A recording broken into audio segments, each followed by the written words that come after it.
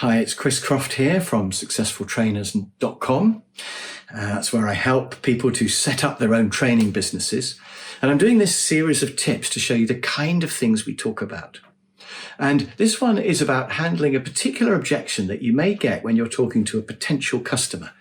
When they say that they've got a training company who they're thinking of using. Well, it's a great big company and they're very well known and they're very big. And my argument with these big training companies is that they employ a whole load of trainers. So firstly, you don't know who you're going to get. Secondly, whoever you get, it won't be their own material. It'll be the company's material. And somebody teaching material that's not their own is always going to be boring. It's not going to be inspiring. They're going to be plodding through the standard PowerPoint. So you don't know who it is, and it's probably going to be pretty underwhelming. But the other thing is that who would work for one of these big training companies? I certainly wouldn't. Why would I do that? Why would I want to work for a company where they're going to take half the money?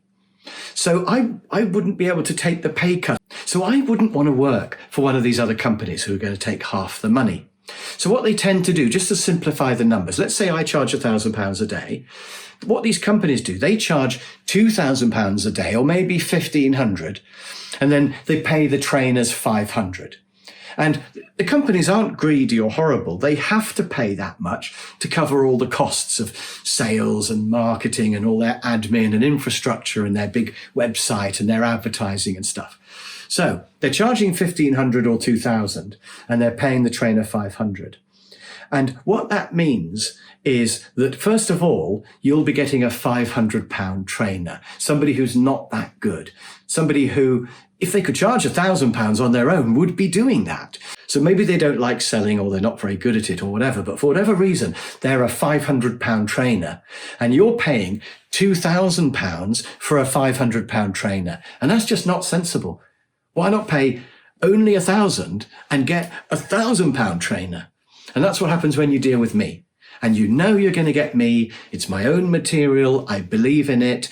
It has to be a better arrangement than going via one of these big companies.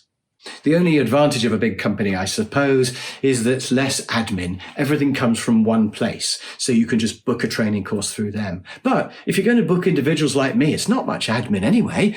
I'm only a phone call or an email away, and you can book a day with me and I'll be there.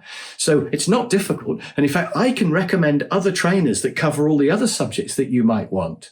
So I can be just like that big company, but you're not paying £2,000 for a £500 trainer. So that's the argument that I use, and I absolutely believe in that argument.